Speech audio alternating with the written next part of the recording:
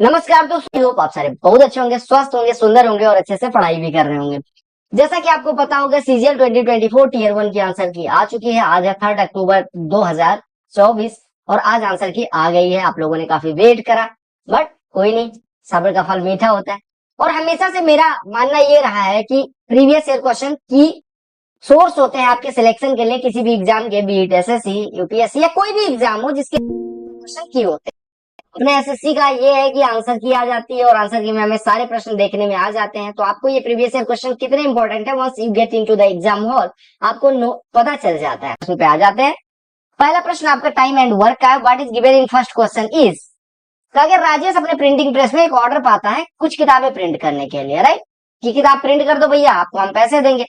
तो उसने 17/27 हिस्सा कार्य का 34 दिन में पूरा किया, तो कहा गया पूरा कार्य कितने दिन में पूरा करेगा। अब ऐसे प्रश्न आएंगे तो आपके दिमाग में यही आएगा कि अगर 17/27 लिखना नहीं है, बट मैं लिख के बता दे रहा हूँ जो पहली बार देखेंगे बेचारे उनके लिए, कि 17/27 हिस्से को अगर 34 दिन में करता है तो 1/27 हिस्से को 2 दिन में, यानी पूरा कार्य अगर 1/27वां हिस्सा 2 दिन में, तो पूरा कार्य 27 दूना 54 दिन में करेगा। एक ग्रोसर है जो अपना राइस यानी कि चावल कहता तो है कॉस्ट प्राइस पे बेचेगा, बट वो फेक वेट यूज करता है, जिसके कारण वो 1 किलो कहता तो है कि मतलब आपको तो धोखे में रखता है कि 1 किलो दे रहा हूं, बट वो 870 ग्राम ही बेचता है। तो आपको बताना है उसका प्रॉफिट क्या होगा। जब ऐसा कुछ होता है कि आप बेचने वाला जो दुकानदार है वो बेईमानी कर लेता है, मान लो कि 1000 ग्राम पे वो एक्स ग्राम की बेईमानी करता है, तो उसका प्रॉफिट कितना होता है। यानी अगर वो कॉस्ट प्राइस यानी क्रय मूल्य पे ही बेचे और एक्स ग्राम की बेईमानी करे, यानी 1000 ग्राम कह के वो केवल 1000 ग्राम में से एक्स ग्राम कम बेचे, लाइक यहाँ पे एक्स की वैल्यू कितनी हो जाएगी, 1000 ग्राम कह रहा है यानी 1 किलोग्राम कह रहा है, बट वो कितना कम बेच रहा है, 130 ग्राम। तो इस प्रकार से कि अगर 1000 ग्राम कह के एक्स ग्राम कम बेचे तो उसका प्रॉफिट परसेंटेज होता है एक्स बटे 1000 माइनस एक्स गुणे 100। यानी हम ऐसा कह सकते हैं कि उसने जितने की बेईमानी करी बटे जितना वजन बेचा वास्तव में, और गुणे में 100, यही आपका उत्तर हो जाता है परसेंटेज में प्रॉफिट। तो आपने कितने ग्राम की बेईमानी दुकानदार से सही, 130 ग्राम की, वास्तव में आपको कितना मिला, 870 ग्राम, और गुणे में लगा देंगे 100, तो आपका परसेंटेज में आ जाएगा, खटाखट कट गया। ये 1300/87 हुआ। अब कुछ लोग घबरा जाएंगे कि 1300/87 तो भैया मैंने आज तक देखा नहीं, अब कैसे सॉल्व करूंगा। मैंने कहा 87 कम कितना होगा, आपने कहा 87 कम 87 हो जाएगा, 13 इधर बचा और 30 इधर, यानी कि 430 बचा है। अब अगर ये मान लो कि 435 होता तो 5 बार जाता, यानी कि 15% के करीब होता अगर ये 435 होता, लेकिन 5 कम है, यानी कि 5 87 पे कम है, यानी 1/17 हिस्सा कम है। 1/17 कितना होता है, 0.6, यानी 15 से 0.6% के कम हो जाएगा, 15% से 0.6 के करीब कम हो जाएगा, यानी 14.94। अदरवाइज आप देख सकते थे कि 15 के बहुत करीब, तो आपका आंसर आ जाता, ज्यादा दिमाग लगाने की जरूरत नहीं थी। एक प्रश्न ऐसा भी आया, मैं 1000 बार बताता रहा हूं जब मैं प्रीवियस ईयर क्वेश्चन करवाता हूं, कि भैया cos square A plus cos square B हो या sign square A plus sine square B हो, हमेशा इसकी वैल्यू 1 होती है अगर a प्लस बी बराबर 90 डिग्री हो जाए। अगर दोनों कोणों का योग 90 अंश के बराबर हो जाए तो cos square A plus cos square B भी 1 हो जाता है, sign square A plus sine square B. यहाँ पे 29, 61, 100 हुआ या 90, आपने कहा 90 हुआ, यानी ए और बी का योग अगर 90 हो गया तो आपने कहा इनका 1 हो जाएगा उत्तर। अगला प्रश्न पाइप एंड सिस्टर्न से है, सिस्टर्न और सिस्टर वाला नहीं, सिस्टर्न मतलब कि टंकी वाला। कहा गया कि पाइप पी जो है वो पाइप क्यू से 21 गुना तेज है, यानी कि अगर मैं बात करूं 21 गुना तेज होने का मतलब कि पी अगर 1 लीटर क्यू अगर 1 लीटर भरता है तो पी 21 लीटर भरता है, ठीक है। तो कहा गया कि अगर क्यू किसी टंकी को 110 मिनट में भर सकता है तो दोनों एक साथ कितनी देर में। मैं एक बात बताओ, 1 मिनट में अगर वो 1 लीटर भरे तो 110 मिनट तक चलता है तब टंकी भरती है, यानी टंकी की धारिता कितनी हो जाएगी, टंकी की कैपेसिटी कितनी हो जाएगी, what will be the capacity of the tank, 110 litre.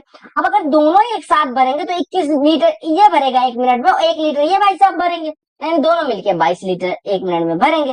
तो आपसे अगर पूछा जाए कि टाइम कितना लगेगा, तो टाइम इज इक्वल टू क्या होता है, टोटल कैपेसिटी बटे 1 मिनट में भरी गई, तो 110/22 यानी कि 5 मिनट लगेगा, ठीक है। अब ऐसा प्रश्न भी आपके एग्जाम में देखने में आता है कि sine square 30 minus sine square. अभी मैंने आपको एक फॉर्मूला बताया, आपने कहा कौन सा फॉर्मूला, मैंने कहा गुरुजी अभी मैंने लिखा था कोई फॉर्मूला, आपने कहा गुरुजी मैं भूल गया, मैं कहा चलो कोई बात नहीं, लिख लो फिर से कि sine square A plus sine square B is equal to 1 हो जाता है अगर a प्लस बी बराबर 90 अंश हो जाए। ये सबको पता चल गया, क्योंकि अभी गुरुजी ने चिल्ला चिल्ला के बोला। तो अगर मैं साइन स्क्वायर 30 की वैल्यू रख देते, साइन 30 की वैल्यू 1/2, उसका स्क्वायर 1/4 माइनस साइन स्क्वायर 40 और माइनस साइन स्क्वायर 50 में अगर मैं माइनस कॉमन ले लूं तो क्या बचेगा, sine square 40 plus sine square 50 बचा, राइट। और प्लस साइन स्क्वायर 45 यानी 1/√2 का स्क्वायर 1/2 माइनस, अगर मैं इन दोनों में माइनस कॉमन ले लूं तो क्या बचेगा, आप कहेंगे माइनस कॉमन ले लेंगे तो बचेगा साइन स्क्वायर 55 और plus sine square 35, right, sine square 35। अब फिर साइन स्क्वायर 45 यानी इसकी वैल्यू फिर से 1/2 और प्लस साइन स्क्वायर 60 यही बचा हुआ है, साइन 60 की वैल्यू √3/2 उसका स्क्वायर 3/4। इतना समझ में आया सबको? आपने कहा बिल्कुल समझ में आ गया, राइट। अब sine square plus sine square B equal to 1 अभी हमने बताया होता है जब ए और बी 90, तो ए और बी 90 इसकी वैल्यू 1, तो हम वैल्यू लिख देते हैं, ये हो गया 1/4 minus 1 plus 1/2 minus sine square plus sine square B की वैल्यू 1 होती है, कब, जब a प्लस बी 90, 55 35 90, तो ये भी 1 हो गया, प्लस 1/2 और प्लस 3/4, ये आपका हो गया। और आपने कहा 1/2 ये उठाया, 1/2 ये उठाया, 1 उठाया, हमने तीनों काट दिया, अब बचा कितना, 1/4 3/4 4/4 यानी 1 और 1 में से 1 घटेगा, आपका उत्तर 0 होती है, ठीक है। चलो अगला प्रश्न देख लेते हैं। मोहन ने बोरो किया कोई धन, ठीक है। अब देखो मोहन ने धन बोरो किया 4,22,092 रुपए का, ठीक है, 20% सिंपल इंटरेस्ट है। पहले साल के अंत में वो 21,679 रुपए पे करता है प्रिंसिपल अमाउंट पे, जो भी बोरो किया था उस पे 21,679 पे कर देता है। अगर मोहन अपने सारे ड्यूज सेकेंड ईयर के एंड में खत्म करना चाहता है including interest payment that accrued during the first year, how much does he pay at the end of second year. देखो मेरे भाई, सिंपल इंटरेस्ट का मतलब ये हो गया कि अगर उसने 4,22,092 रुपए लिए थे और वो पे करने जाता, इसका 20% इंटरेस्ट एक साल के अंत में इस पे 20% इंटरेस्ट देता, यानी हमारा धन इसका 6/5 हिस्सा हो जाता। लेकिन क्या हुआ, जब पहला साल भी था तो भाई साहब गए और 21,679 रुपए पे कराए, राइट। आपको पता है कि सिंपल इंटरेस्ट कहता है कि जितना भी धन था उसके ब्याज पे तो ब्याज नहीं लेगा, सिंपल इंटरेस्ट पे इंस्टॉलमेंट का यही मतलब होता है कि आपने जो ब्याज दिया उस पे हम ब्याज, मतलब जो ब्याज बना पहले साल का उस पे हम ब्याज नहीं लेंगे। यानी 4,22,092 रुपए का 6/5 हिस्सा जो हुआ था उसमें से 21,679 उसने जब पे किया, तो आप जो अगर कंपाउंड इंटरेस्ट होता तो जो बचता उस पर 6/5 पे करते और वो पूरा पैसा पे करके आते। लेकिन चूंकि ये कंपाउंड इंटरेस्ट नहीं है तो आप कहेंगे कि 42,000 ये जितना भी था उसका 1/5 हिस्सा तो ब्याज के रूप में अभी बचा हुआ है। इसका 1/5 हिस्सा कितना हो जाएगा, 5 से डिवाइड करो, 5 8 40, ठीक है, 2 22, 5 चौको 20, 5 चौको 20 और ये 18.4, इतना रुपया वो अलग बचा हुआ है। प्लस में आपने कहा कि इसमें से जब कंपाउंड इंटरेस्ट पे होता है तब पूरे में से घटता है, सिंपल इंटरेस्ट था तो इसमें से हमने कहा 21,679 रुपए मूलधन में से कम हो गए, यानी अब उनका धन कितना बचा घटा देते हैं, यानी कि यहाँ पे बचा 13, यहाँ पे बचा 10 में से 6 जाएगा 4 और यहाँ पे बचा कितना 4,00,413, यानी 4,04,13 रुपया बचा हुआ है, इधर मूलधन और ये ब्याज बचाओ। अब कहा गया कि क्या अगले साल इस पे ब्याज लगेगा, नहीं लगेगा, क्योंकि ये कंपाउंड इंटरेस्ट नहीं है, आपको केवल इस पे ब्याज देना, यानी इसका 20% और ये मूलधन वापस करना, यानी इसका 6/5 हिस्सा वापस करना और प्लस ये धन वापस करना, यही आपसे पूछा गया था। तो कैलकुलेट कर लीजिए, कैसे करेंगे, करो। देखो अगर हम कैलकुलेट करने जाए 5 से काटते हैं तो ये 80 हो गया और फिर ये 0 बढ़ा, 5 8 40, 5 3 15 के करीब हो गया, 6 से मल्टीप्लाई कर देते हैं तो 6 3 18 और 6 8 48, 49 हो गया और 6 ये 498 हो गया, राइट, और 6 8 48, 480, 498 इधर हो गया और 84,000 ये ब्याज, जोड़ दो कितना रुपया आ रहा है, वही आपका इंटरेस्ट हो जाएगा। तो 8 8 16 के 6, हासिल आई 1, 1 9 10 1 11, हासिल आई 1, 4 1 5 और 4 9, हमने कहा 9, आपने कहा 4 और 0 4 हुआ, 8 और 8 16 हुआ और 4 1 5 हुआ, यानी 5,64,916 रुपए के करीब आप पे करेंगे। यहाँ पे जो मैंने इसको मान लिया था कि 3 बार जा रहा है, या 3 बार ना जाता तो यहाँ पे 2 रुपए कम होता, तो आपका आंसर हो जाएगा 5,64,914 रुपए। समझ में आया? मतलब कि अगर हम सिंपल इंटरेस्ट पे, ये प्रश्न में कुछ नहीं था, बस बेसिक आपको नहीं सिखाया जाता, इस वजह से दिक्कत होती है। मान लो हमने x रुपया इंटरेस्ट पे लिया, हमने 10% इंटरेस्ट देनी है, तो एक साल के अंत में अगर हम मान लो y रुपए चुका के आते हैं तो अगले साल किस पे ब्याज लगेगा, ये समझने वाली बात है। यानी x रुपए पे अगर 10% इंटरेस्ट देंगे तो 1.1x हो जाएगा। अब कुछ लोग क्या काम करेंगे, इसमें से y घटा देंगे और उस पे भी 10% यानी इसका 1.1 गुना करके बराबर कर देंगे इसके, यानी इसको कैलकुलेट करने लग जाएंगे। जबकि सिंपल इंटरेस्ट क्या कहता है कि आपने जो ब्याज दिया उस पर कोई ब्याज नहीं लगना, बस सिंपल सा कॉन्सेप्ट ही है, राइट। अगला आते हैं, डीआई का प्रश्न है। क्या कहा गया, ये जो टेबल है वो 100 नंबर में से किसको कितने कितने नंबर प्राप्त होते हैं वो दिया गया। तो कहा गया who obtain 79% marks in all the subject together. एक बात बताओ, 79%, 5 सब्जेक्ट प्रत्येक 100 नंबर के, यानी पूरा कितना हो गया 500 नंबर का। 500 नंबर में अगर 80% पाना होता तो 400, लेकिन हमें 1% कम यानी हमें 395 पूछा गया किसका सम है। तो आप जोड़ने पे आते हैं, हमें कौन कौन सा ऑप्शन जोड़ना है। देखो यहाँ पे किसका नाम नहीं दिख रहा है, शोभित, तो शोभित ना जोड़ना, बाकी सब जोड़ लेते हैं। तो अगर हम तरुण से जोड़ना शुरू करें तो 5 5 10 5 15 के 5 हासिल है 1, 9 1 10 8 18 7 25 8 33 6 39, हमारा आ गया कि 395 नंबर तरुण को प्राप्त होते हैं।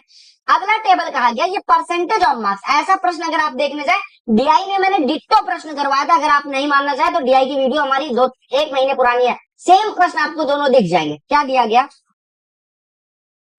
कि percentage of marks obtain bye 7 student in 6 subject. 7 student है और 6 सब्जेक्ट में अलग अलग मार्क्स दिए गए, उसमें कितने कितने परसेंट मार्क्स आते हैं वो दिया गया। समझ में आया? यानी आपको दिया गया कि जब मैथमेटिक्स का टोटल मार्क्स 150 है, लेकिन उसमें से मिलता कितना है उनको, परसेंटेज में दिया गया, जो मिलता है वो परसेंटेज में दिया गया, राइट। अब हम देखते हैं कि क्या बात करी गई। देखो केमिस्ट्री में 130, ऐसे फिजिक्स का टोटल मार्क कितना है, ज्योग्राफी का इतना, हिस्ट्री का इतना और कंप्यूटर साइंस का इतना। अब हमसे क्या पूछा गया, if someone secured all the highest scores that have been obtained by some student or other in 6 subjects as given the table above, what would be the exact overall percentage score obtained by that student। देखो प्रश्न में क्या कहा कि अगर हर subject का जो highest है किसी एक स्टूडेंट को मिलता, लाइक इसमें हाईएस्ट किसका है, देखो 100% इनको मिला। दूसरे सब्जेक्ट में हाईएस्ट सबसे ज्यादा परसेंटेज कहाँ दिख रहा है, यहाँ पे। तीसरे सब्जेक्ट में हाईएस्ट कहाँ दिख रहा है, यहाँ पे। चौथे सब्जेक्ट में हाईएस्ट कहाँ दिख रहा है, यहाँ पे। पांचवें सब्जेक्ट में हाईएस्ट कहाँ दिख रहा है, यहाँ पे। छठे सब्जेक्ट में हाईएस्ट कहाँ दिख रहा है, यहाँ पे। कहा कि आखिर ये हाईएस्ट वाले मार्क्स किसी एक स्टूडेंट को मिल जाते, जैसे 150 में से 100% एक को मिल जाते, 130 में 80% उसी को मिल जाते केमिस्ट्री में, 120 में 90% फिजिक्स में मिल जाते, 100 में 95% उसके ज्योग्राफी में होते, 60 में 90% हिस्ट्री में होते, 40 में 90% कंप्यूटर साइंस में होते, तो उसके टोटल कितने ओवरऑल मार्क्स बनते। तो आप पहले देखो 150 का 100% यानी कि 150 नंबर उसके इधर हो गए, 130 का 80%, अब आपको पढ़ना आना चाहिए कि 13 8 104 होता है, 12 9 है 108 होता है, 100 का 95% 95 मार्क्स, 60 का 90% 54 मार्क्स, और बचा कितना 40 का 90% यानी 36 मार्क्स मिले। आउट ऑफ कितने में से 150 130 280 400 500 और ये दोनों मिलके 600 परसेंटेज निकालना है, तो बटे 600 गुणे 100 करेंगे, 6 बचेगा। अब हम सॉल्व करते हैं। देखो 150 पहले देखो 104 और 136 और 104 और 36 140 और 150 290 290 हुआ, 290 और 100 390 390 और 8 398 398 और ये देखो 398 और ये 4 निकाल के इसको 99 बना लेते हैं, तो 398 और 99 497 497 और 50 497 और 50 547 और बटे में 6 हो जाएगा। ठीक है, हम जोड़ लेते हैं। देखो 4 8 12 7 19 9 28 6 34 हमने सही जोड़ा है, एक बार फिर से जोड़ लेते, 547 वैसे आया, हम जोड़ लेते हैं एक बार फिर से ताकि गलती ना हो। 4 8 12 5 17 4 21 6 27 के साथ हासिल आई 2 3 2 5 5 10 9 19 19 10 29 10 39 और 15 39 और 15 54 547 नंबर मिले, तो कितने परसेंट हो जाएंगे 6 9 54 6 के नाम 6 91 सही 1/6% उनके मार्क्स हो जाएंगे। देखो पहला ऑप्शन दिया गया था, राइट। ये प्रश्न पढ़ो, कहा गया यहाँ पे फोकस ये करना है कि क्या परसेंटेज में दिया गया है या यहाँ पे परसेंटेज दिया गया, यानी कि कौन से स्टूडेंट को किस सब्जेक्ट में कितने परसेंट मार्क्स मिले वो दिया गया। कहा गया अगर पास करना है एग्जाम को तो 105 मार्क्स रिक्वायर्ड है हिस्ट्री में, तो कितने लोग पास होता है। देखो 105 मार्क्स 175 का 105 कितना परसेंट, मतलब 105 जो है वो 175 का कितना परसेंट है। आप कहेंगे 105 बटे 175 और गुणे में 100 लगा देंगे। 25 7 175, 25 चौको 7 से काटेंगे 15, यानी 15 चौको 60, यानी कि 60% मार्क्स जिसके हिस्ट्री में आते हैं वही पास माना जाता है। तो ये पास हुए नहीं, इनके 54% ये पास हुए नहीं, इनके 51% है। कौन पास हुआ? एक स्टूडेंट, राइट। दो त्रिभुज को सर्वांगसम होने के लिए क्या जो होना जरूरी है ये बताओ। देखो, अगर दो ट्राइंगल्स का सेम बेस हो, सेम हाइट हो, तो क्या वो सर्वांगसम होंगे? देखो, हम मान लेते हैं कि ये ट्राइंगल 1 है और एक ट्राइंगल 2 है, ठीक है।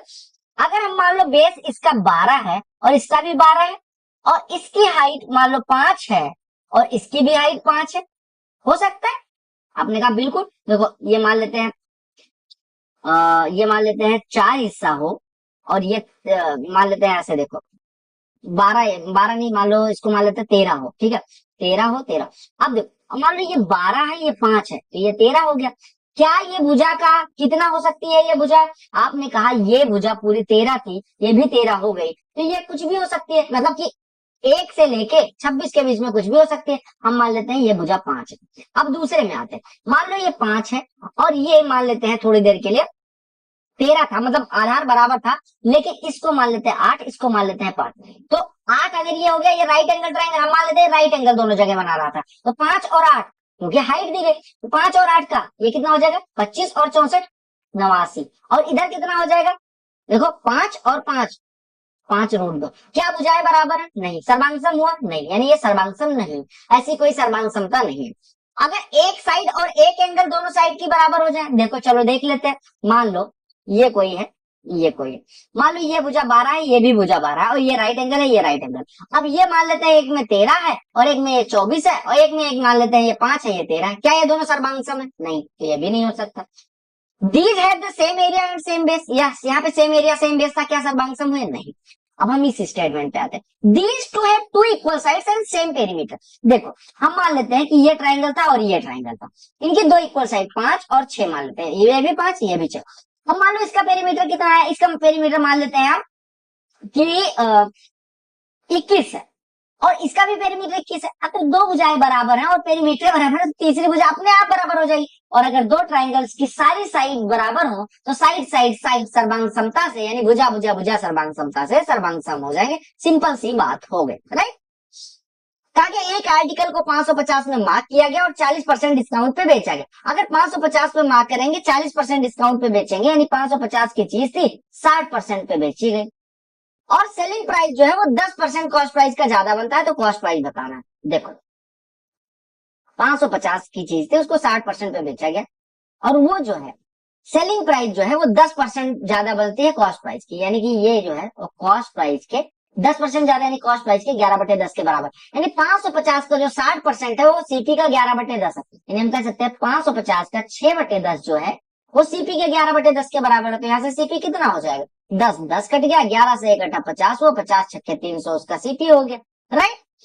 अब देखो ये प्रश्न देखो, कहा गया ओ सेंटर है सर्कल का, ए बी और सी डी दो पैरेलल कॉर्ड्स हैं सेम साइड में, ठीक है, रेडियस के। ये देखो, ये एक कॉर्ड हो गई, ये दूसरी कॉर्ड हो गई, ओ मान लो इसका सेंटर है, राइट। अब देखो क्या कहा गया, कहा गया ए बी 10 है, सी डी 24 है, यानी कि सी डी बड़ी वाली भुजा केंद्र के पास होगी, बड़ी वाली जो जीवा होगी वो केंद्र के पास होगी और छोटी वाली दूर होगी। ये ए बी है, राइट। परपेंडिकुलर ड्रॉ करेंगे, अगर ये पैरेलल है तो दोनों पे परपेंडिकुलर होगा। अब आपसे कहा गया पी क्यू 7 है, पी क्यू क्या है? पी क्यू क्या है? कहा गया अगर ओपी परपेंडिकुलर है एबी पे और ओ क्यू ये, यानी ये पी क्यू की लंबाई 7 दी गई। आपको एक चीज बतानी है, छोड़ो सब कुछ, आपको क्या निकालना? डायमीटर निकालना।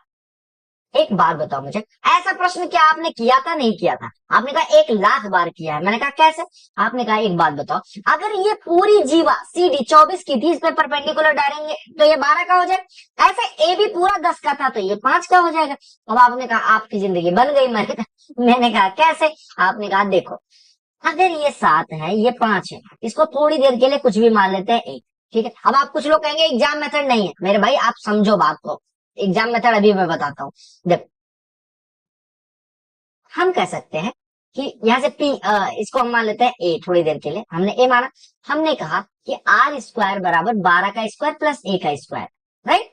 और उसी आर स्क्वायर को अगर हम यहाँ से यहाँ तक ड्रा कर दें, यहाँ से यहाँ तक ड्रा कर दें, तो हम कह सकते हैं आर स्क्वायर ही हो जाएगा ए प्लस 7 का स्क्वायर और प्लस 5 का स्क्वायर। अब इन दोनों को आप सॉल्व करने जाओगे, आप कहोगे ये तो बड़ा टफ है। मैंने कहा कुछ टफ नहीं है। 12 का स्क्वायर माइनस 5 का स्क्वायर, 144 माइनस 25 कितना होगा, 119 बराबर ए प्लस 7 का स्क्वायर माइनस ए स्क्वायर, यानी 7 इंटू 2 ए प्लस 7।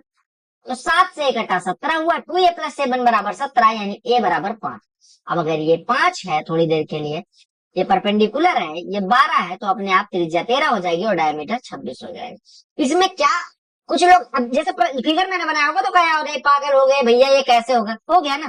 तो इस वजह से बेसिक मेथड, इसकी ट्रिक भी करवा दूंगा, कोई टेंशन नहीं, स्टार बैच देख लेना, बहुत आराम से ट्रिक भी सीख जाओगे। लेकिन बेसिक जानना कितना जरूरी है वो जान। जब 10 सेकंड में हो रहा हो प्रश्न तो ज्यादा दिमाग नहीं लगा।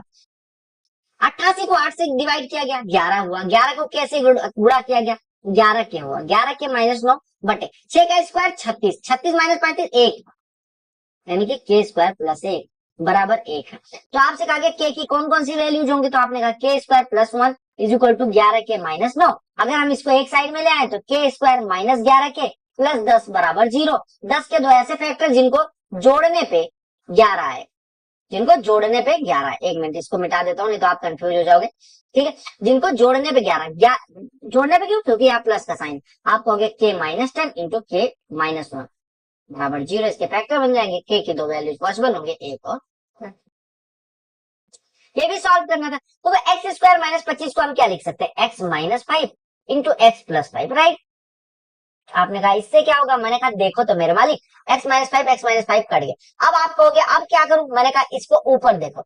अगर मैं इसको x क्यूब प्लस 125 को 5 का क्यूब लिख लूं और प्लस इसमें से 15x कॉमन ले लूं, 15x को ऐसे लिखो 3 इंटू 5 इंटू x, तो यहाँ पे क्या बचेगा x, यहाँ पे क्या बचेगा 5 और बटे में क्या बचेगा x प्लस 4। अब ऊपर देखो a cube plus b cube plus 3ab into a plus b का होल क्यूब बचेगा, यानी x प्लस 5 का होल क्यूब बटे x प्लस 5। इससे इसका पावर 1 कम हो जाएगा, जो कि यहाँ पे लिखा होगा, राइट। इसको सिंप्लीफाई करना था, ए स्क्वायर माइनस बी स्क्वायर बटे ए प्लस बी, तो ए माइनस बी बचता है, राइट। अगला प्रश्न देखिएगा, कहा गया आर जो है पी को 100 रुपए पे करता है, 5 रुपए 2 रुपए 1 रुपए के सिक्कों के, यानी 5 रुपए का कुछ सिक्का है, 2 रुपए का कुछ सिक्का है और 1 रुपए का कुछ सिक्का है। हम मान लेते थोड़ी देर के लिए कि एक्स सिक्के इसके हैं, वाई सिक्के ऐसे हैं, जेड सिक्के इसके हैं। कहा गया total number of coins used for paying are 40, यानी कि एक्स वाई और जेड यानी तीनों सिक्कों का योग 40 है, ठीक है। अब एक बात बताओ, 5 रुपए वाले एक्स सिक्के होंगे तो 5 एक्स इसका मूल्य बनेगा, 2 रुपए वाले वाई सिक्के होंगे तो 2 वाई इसका मूल्य बनेगा, और 1 रुपए वाले जेड सिक्के होंगे तो जेड मूल्य इसका बनेगा। कुल रुपए उसने कितने पे किए, 100 रुपए यहीं पे दे दिया गया, यानी ये बराबर 100 दिया गया। तो आपसे क्या कहा गया, कहा गया कि 5 रुपए के कितने सिक्के पे किए, यही पूछा गया। अब एक बात बताओ, यहाँ पे हमें वैल्यू किसकी पूछी गई, एक्स की। कितने इक्वेशन है, 1 और 2। नंबर ऑफ वेरिएबल्स कितने हैं, नंबर ऑफ वेरिएबल्स यानी कि अचरों की संख्या कितनी है, 3। नंबर ऑफ इक्वेशन कितना है, 2। अगर number of variable is greater than number of equation, तो आप ये मान लेना कि भैया फिर वहां पे सॉल्व करना पॉसिबल नहीं है, यानी कि उसको सॉल्व नहीं किया जा सकता, उसका यूनिक सोल्यूशन नहीं निकाला जा सकता। तो वैसे तो डाटा इनसफिशिएंट है इस प्रश्न का, ये प्रश्न सबको नंबर मिलना चाहिए, डाटा इनसफिशिएंट है। बट कुछ लोग कहेंगे कि अब सॉल्व ही करना है, जिद पे अड़ जाएंगे, तो आप क्या काम करिएगा कि यहाँ पे ऑप्शन लीजिएगा। 5 रुपए के मान लेते हैं 17 सिक्के लेते हैं, 5 रुपए का 17 सिक्का ले लिया तो 85 रुपए हो गया। अब बचे कितने, 23 सिक्के। अगर 23 सिक्के 1 रुपए के भी ले लेंगे हम, तो हम 23 रुपए हो जाएंगे। हमें चाहिए केवल 15 रुपए 100 रुपए पहुंचने के लिए, लेकिन 23 सिक्के 1 रुपए का भी सिक्का लेंगे तो 23 हो जाएगा, जो कि 15 से ज्यादा हमें नहीं चाहिए, तो 17 तो ऐसे गलत हो गया। 18 अगर ले लेंगे तो 90 रुपए बन जाएंगे। 90 रुपए अगर 5 रुपए के सिक्के से बन गए तो अब हमारे पास सिक्के कितने बचे, 22। देखो 18 सिक्के अगर ले लेंगे 5 रुपए के तो 22, कुल 40 सिक्के लेने हैं, यानी 22 सिक्के हमें लेने पड़ेंगे 1 रुपए के, क्योंकि 1 रुपए के लो 2 रुपए के हम कम, हमें चूंकि 90 रुपए हो चुके, हमें 10 ही रुपए पहुंच रहे हैं, तो हम सोचेंगे ना कि छोटा वाला सिक्का उठाएं जिससे सिक्के भी पूरे हो जाए, रुपया भी पूरा हो जाए। लेकिन अगर हम 1 रुपए के भी 22 सिक्के उठा लेंगे तो 22 रुपए हो जाएंगे, वो भी ज्यादा हो जाएगी, ये भी हटा दिया। 5 रुपए के मान लो 16 सिक्के ले लेते हैं तो कितना रुपया हो गया, 80 रुपया हो गया। अब हमारे पास सिक्के कितने बचे, 24। हमें रुपए कितने चाहिए, 80 रुपए हो चुके हैं, 100 पहुंचने के लिए 20 रुपए चाहिए। अगर हम 1 रुपए का भी सिक्का उठाएंगे 24, तो 24 रुपए हो जाएंगे, तो वो भी गलत हो जाएगा, यानी 16 भी नहीं हो सकता। तो एक ही ऑप्शन था जो पॉसिबल था, अगर करना ही था तो कर सकते थे, अदरवाइज ये प्रश्न गलत था, सबको नंबर मिलने चाहिए। अब जैसे 5 रुपए के 13 सिक्के उठाते हैं, 5 रुपए के 13 सिक्के उठा लेंगे 65 रुपए, तो बचे कितने, 27 सिक्के। अगर 1 रुपए का 27 सिक्का उठाओगे तो आप कहोगे 27 रुपए बन जाएंगे, 65 और 27 92 ही होगा, यानी हमें 8 रुपए और चाहिए होंगे। तो आप क्या काम करिए, 8 सिक्का 1 रुपए का कम करिए, 8 सिक्का 2 रुपए का बढ़ा दीजिए, यानी कि जो 27 सिक्के थे, हमने 8 सिक्का 2 रुपए का ले लेना है, 8 सिक्का 2 रुपए का, और 19 सिक्का 1 रुपए का ले लेना है। अब देखो 19 रुपए इधर हो गए, 16 रुपए इधर हो गए, और 65 रुपए इधर हो गए, यानी कि 65, 19 और 16, यानी कि कितना हो जाएगा, 100। समझ में आया मैंने कैसे लिया? मैंने कहा कि आपने अगर 13 सिक्के 5 रुपए के ले लिए तो 65 रुपए बन गए, और हमें चाहिए 35 रुपए, और हमारे पास सिक्के कितने बचे, 27। अगर हम 1 रुपए के 27 सिक्के लेंगे तो 27 रुपए ही जुड़ेंगे, यानी कि 92 रुपए होंगे। हमें 8 रुपए और चाहिए, तो अगर 8 सिक्के 1 रुपए के रिप्लेस करके 2 रुपए से रिप्लेस कर दिए तो 8 रुपए और हो जाएंगे। तो हमने कहा 8 सिक्के 2 रुपए के ले लिए, 19 सिक्के, तो सॉल्व तो किया जा सकता था, बट वैसे ये प्रश्न गलत है। समझ में आया? दो कोण की हाइट का, रेडियाई का रेशियो दिया गया, उनके वॉल्यूम का रेशियो दिया गया, तो उनके हाइट का रेशियो। आपको मैं बता दूं कि दो कोण के लिए वॉल्यूम का जो रेशियो होता है वो होता है R1 बटे R2 का स्क्वायर इंटू H1 बटे H2। अब आपको क्या निकालना है, यहाँ से आपको निकालना है यहाँ पे ऊंचाइयों का अनुपात, यानी H1 बटे H2 is the value you have to find. तो यहाँ से हम कह सकते हैं ये बराबर हो जाएगा R2 बटे R1 का होल स्क्वायर और गुणे B1 बटे B2, ये तो हो जाएगा H1 बटे H2। तो आप R2 बटे R1 उनकी ऊंचाई का उल्टा कर दो, 2 बटे 5 को 5 बटे 2 कर लो, यानी 25 बटे 4, और गुणे B1 बटे B2, वॉल्यूम 1 बटे वॉल्यूम 2, 3 बटे 5, तो 5 से कटेगा ये 5 हो जाएगा, 5 यहाँ 15 रेशियो 4 आपका उत्तर हो जाएगा। समझ में आया? एक सर्कुलर रेस होती है 840 मीटर की, ए और बी स्टार्ट करते हैं सेम डायरेक्शन में रन करना। आपसे कहा गया अगर वो 6 मीटर पर सेकंड 12 मीटर पर सेकंड से रन करे तो कितने सेकंड बाद वो मिलेंगे। देखो सेम डायरेक्शन में अगर रन करना शुरू करते हैं तो वो कब मिलेंगे। अब सबसे पहले देखो रेस कितने मीटर की, 840 मीटर की, सर्कुलर दौड़ते हैं। 840 मीटर को अगर 6 की स्पीड से दौड़ा जाए तो कितना टाइम लगेगा, 140 मीटर, 140 मिनट का, ठीक है। और अगर 12 की स्पीड से दौड़ा जाए तो 70 मिनट का टाइम लगेगा। अब आपको पूछा गया कि कब मिलेंगे, कब मिलने के लिए उनके टाइम का एलसीएम ले लिया हमने, तो ये मिल जाएंगे, यानी आपने कहा कब मिलेंगे, 140 कितने सेकंड बाद मिलेंगे या कब मिलेंगे, तो आपने कहा 140 मिनट या 100, ये मीटर पर सेकंड था ना, 140 सेकंड बाद ये मिलेंगे, मतलब 140 सेकंड में इनका रेस पूरा होगा, 70 सेकंड में इनका रेस पूरा होगा। तो जब भी ये मिलेंगे एक ही डायरेक्शन में मूव करते हैं, अगर ये ध्यान रखना कि अगर दो व्यक्ति एक ही डायरेक्शन में सर्कुलर ट्रैक पे मूव करना शुरू करते हैं तो फर्स्ट टाइम कब मिलेंगे, उनके समय अगर पूरे चक्कर को लगाने में T1 और T2 समय लगता है तो T1 और T2 का जो एलसीएम होगा उसी उतने समय बाद मिलेंगे, यानी 140 और 70 का जो एलसीएम है, यानी 140 सेकंड बाद वो मिलेंगे। सिंपल सी बात हो गई। अगले प्रश्न पे आते हैं, फिर डीआई का क्वेश्चन है। क्या कहा गया कि following table shows total candidates appeared and number of candidates जो प्रेजेंट थे, ठीक है, पी के बाद 3 सेंटर पे आपको प्रश्न पढ़ना है और उत्तर देना है।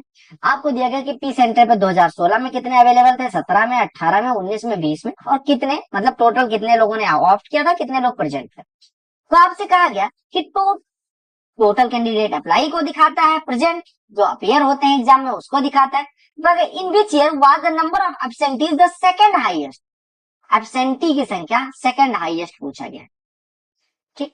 तो किस साल में एब्सेंट सबसे ज्यादा लोग रहे। तो अगर मैं पी के लिए बात, तीनों सेंटर को मिला के पूछा गया, देखो in total of all centre. तो अगर हम बात करें पी के लिए तो 2016 में 3 लोग एब्सेंट थे, यहाँ पे बात है 56 में से 45 लोग प्रेजेंट थे, यानी 11 लोग एब्सेंट थे। ऐसे 55 में से 50 लोग, ऐसे 50 में से 45 लोग प्रेजेंट थे, 75 में से 55 लोग प्रेजेंट थे, तो एब्सेंट की संख्या इतनी हो जाएगी। ऐसे यहाँ पे ऐसे 64 में से 60 लोग प्रेजेंट थे, तो 4 लोग यहाँ एब्सेंट थे, 20 लोग यहाँ एब्सेंट थे और 10 लोग यहाँ एब्सेंट। ऐसे 11 लोग यहाँ एब्सेंट थे, 8 लोग यहाँ एब्सेंट थे और 8 लोग यहाँ एब्सेंट। ऐसे 5 लोग यहाँ एब्सेंट थे, 14 लोग यहाँ एब्सेंट थे और 11 लोग यहाँ एब्सेंट। अब आपसे कहा गया कि हाईएस्ट, सेकंड हाईएस्ट एब्सेंट की संख्या, एब्सेंटी की संख्या कहाँ पे। अगर यहाँ पे बात करें तो 19 लोग एब्सेंट थे, तीनों सेंटर मिलाओ यहाँ पे बात करें तो 20, 5, 25, 5, 30 लोग यहाँ एब्सेंट है। यहाँ बात करें 30, 4, 34 लोग यहाँ एब्सेंट है। 2019 में बात करें तो 11, 8, 19, 8, 27 लोग यहाँ एब्सेंट है। और 2020 में बात करें तो 30 लोग एब्सेंट है। आपसे कहा गया सेकंड हाईएस्ट, तो 34 तो हाईएस्ट हो गया, सेकंड हाईएस्ट आपका 2017 या 20 में से होना चाहिए, राइट। तो आपने देखा यहाँ पे 2017-20 में 19 मार्क का रखा है, जबकि 19 हाईएस्ट नहीं हो सकता ना परसेंटेज के दृष्टिकोण से, तो ये प्रश्न भी गलत था, ठीक है, रॉन्ग मान सकते हैं, ठीक है। आप लोग बाकी कैलकुलेट कर लेना। कहा कि अगर दो साइड्स का इक्विलेटरल ट्रायंगल में सम 16, अगर इक्विलेटरल ट्रायंगल में दो साइड का सम यानी 2a बराबर 16 दे देगा तो a बराबर 8, तो थर्ड साइड कितनी होगी बताओ। अभी ये प्रश्न पूछा गया था।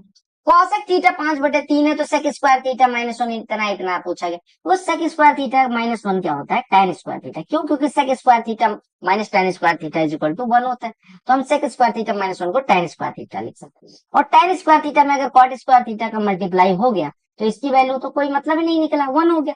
और 1 प्लस कॉट स्क्वायर थीटा, आपको पता है cosec square theta minus cot square theta is equal to 1 होता है। तो अगर हम इसको इधर भेज दें तो 1 प्लस कॉट स्क्वायर थीटा कितना हो जाएगा, कॉसेक स्क्वायर थीटा।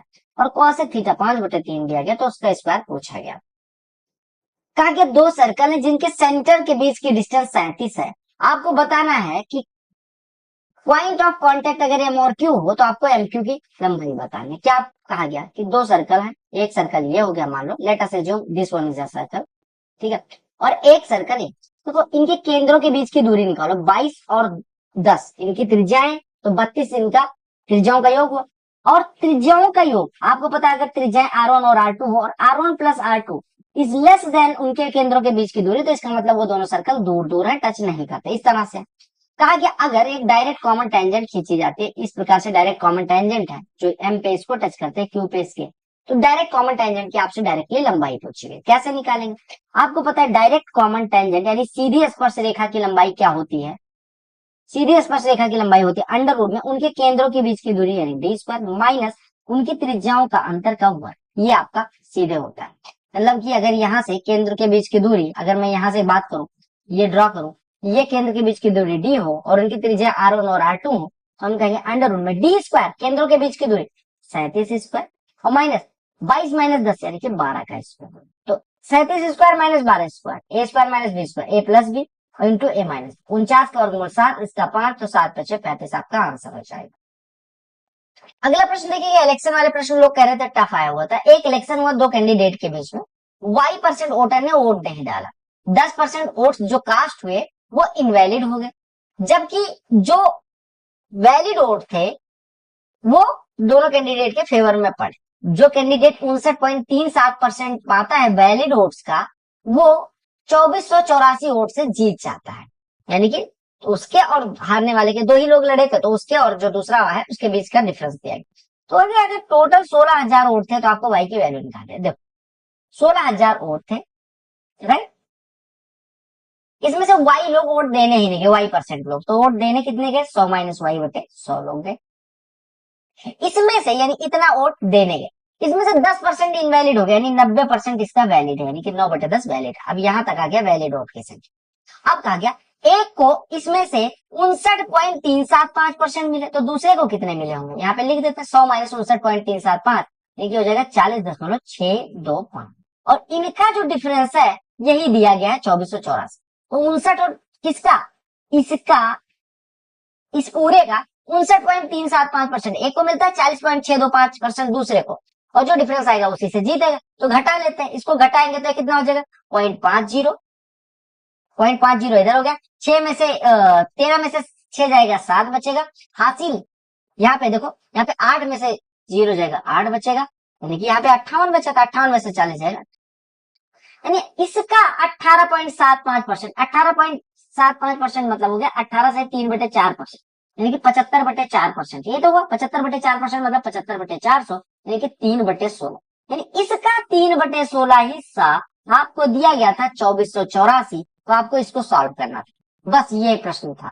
तो आप कहेंगे बस तो नहीं था, इसमें बड़ा कैलकुलेशन था। मैंने कहा हाँ, एग्जाम हॉल के बाहर तो करना आसान है, बट वहां पे थोड़ा सा कैलकुलेशन होगी। तो 9 कैसी 9 दूनी 18। अब आप इसको सॉल्व कर लेना, 2 0 3 0 और 16, 2 0 3 0 16 हट गया, 100 माइनस वाई बराबर 92, तो वाई बराबर 8 हो जाएगा।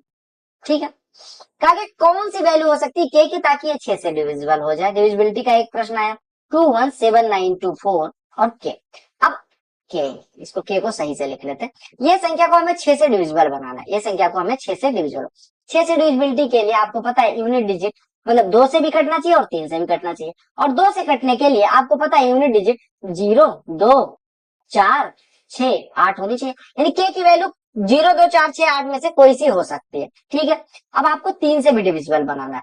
हम मान लेते हैं कि अगर ये 0 है, यूनिट डिजिट मतलब के 0 है, तो क्या ये 3 से कटेगा? आपने कहा 3 से कटने के लिए सम ऑफ डिजिट्स 3 से कटना चाहिए, तो 9 9 अकेले कट गया, 4 2 6 मिलके कट गया, 7 2 9 मिलके कट गया, यानी के प्लस 1, के की वैल्यू ऐसी होनी चाहिए कि के प्लस 1 3 से कटेगा। अब बताओ 0 प्लस 1 क्या 3 से कटेगा? नहीं, तो 0 नहीं हो सकता। 4 प्लस 1 कटेगा? नहीं हो सकता। 6 प्लस 1 7 कटेगा? नहीं कटेगा।